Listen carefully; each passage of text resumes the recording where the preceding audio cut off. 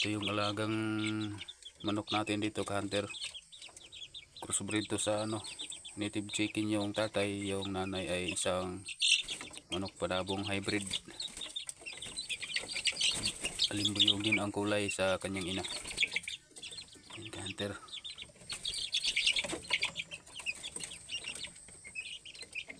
Pag lumaki na tong mga lalaki dito, ka-hunter, ibibinta na naman natin.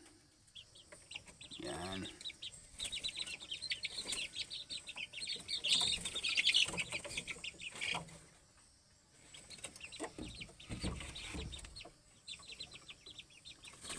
Isa, ka-hunter, pinakawala natin, ka-hunter. Crossbreed din yan sa labuyo.